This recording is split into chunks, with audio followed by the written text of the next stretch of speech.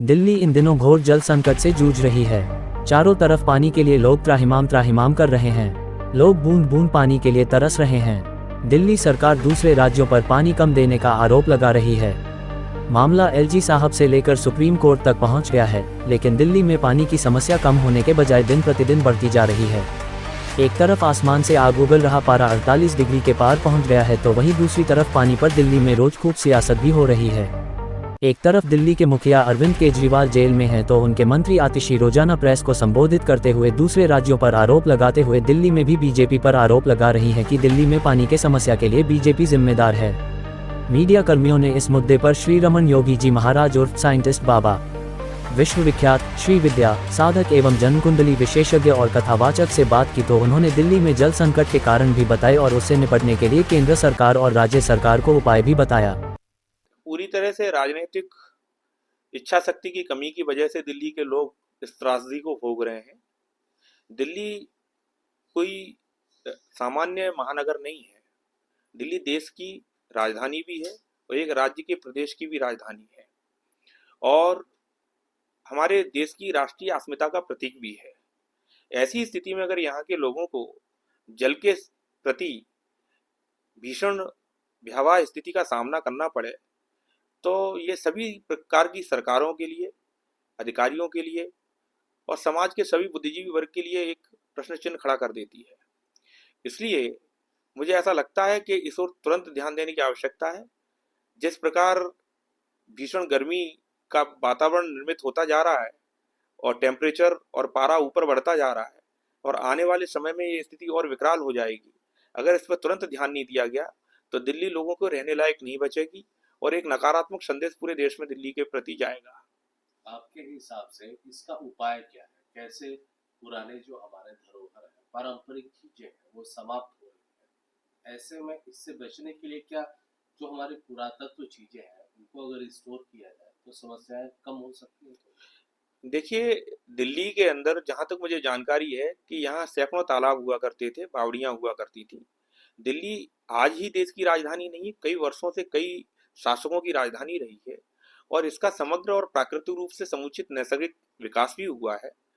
जल समस्या इसलिए भी हो रही है कि हमने यमुना पर भी ध्यान नहीं दिया। प्राकृतिक स्रोत जितने भी हैं हमारे, चाहे वो तालाब हो, नदियां हो या जो है हमारे बावड़ियां हो या कुएं वगैरह हो, हमने उनको तुरंत जो है आधुनिकता का परिवेश अपनाते हुए छोड़ दिया। तो एक कारण वो भी है और अंधाधुंध होकर के जो कंक्रीट बिल्डिंगों का निर्माण हो रहा है और उसमें भी वाटर हार्वेस्टिंग को नहीं अपनाया जा रहा, वो भी एक बहुत बड़ा कारण है इस जल संकट की त्रासदी के लिए।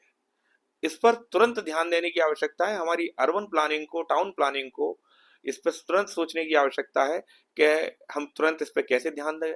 इसके अलावा अन्य विभाग जो समन्वय का काम करते हैं, जो प्राकृतिक संतुलन का काम करते हैं, इकोसिस्टम मेंटेन करने का काम करते हैं किसी भी महानगर का, उन सबको साथ बैठ करके समुचित प्लानिंग करने की तुरंत आवश्यकता है। नहीं तो ये भीषण जो जल समस्या है, ये दिल्ली के लिए अच्छी बात नहीं है। अच्छा, जल संकट को लेकर के राजनीतिक दलों में जो आरोप प्रत्यारोप चल रहा है, क्या लगता है इससे जनता को पानी मिलेगी इन सब चीजों से? देखिए, ये तो आप भी जानते हैं कि आप बुद्धिजीवी पत्रकार हैं और काफी समय से आप इस क्षेत्र के विशेषज्ञ हैं। ये आप भी मानते हैं ये सिर्फ एक नूरा कुश्ती है। आरोप प्रत्यारोप से दिल्ली की जनता की समस्या का समाधान तो हो नहीं जाएगा। सरकारें सबकी पावर में रहीं, ऐसा तो है नहीं कि इसके पहले जितने भी दल थे वो कभी पावर में नहीं रहे या वर्तमान में जो दल है वो पावर में नहीं है। तो ये तो समुचित बैठ करके विकास आपको करना था। अब आप एक दूसरे पे आरोप प्रत्यारोप करके क्या सिद्ध करना चाहते हैं? ये तो सीधी सी बात ये हुई कि जनता की जो मूल समस्या है उसको तो समुचित रूप से उसका समाधान ना करना है और ऊपर से जो है फुटेज लेने के लिए, अपनी चेहरा चमकाने के लिए आप जो है भांति भांति के आयोजन प्रयोजन करते रहिए और आरोप प्रत्यारोप लगाते रहिए। आप उन लोगों को सोचिए जो इस 50 डिग्री 40 डिग्री के टेम्परेचर के बीच में अपनी रातें गुजार रहे हैं, जिनके यहाँ कूलर पंखा नहीं है, जो कैसे अपनी सोते होंगे, क्या खा रहे हैं, क्या पी रहे हैं, कैसे काम कर रहे हैं। 20 रुपए 25 रुपए की बोतल आती है। एक ऑटो वाले से पूछिए कि पूरे दिन वो ऑटो चला रहा है, एक आम आदमी से पूछिए जो मेहनत कर रहा है। हम सबको संवेदनशील होना पड़ेगा। आज ये त्रासदी सिर्फ ये बात की सूचक नहीं है कि जल संकट है, ये इस बात की भी सूचक है कि हम संवेदनहीन भी होते जा रहे हैं।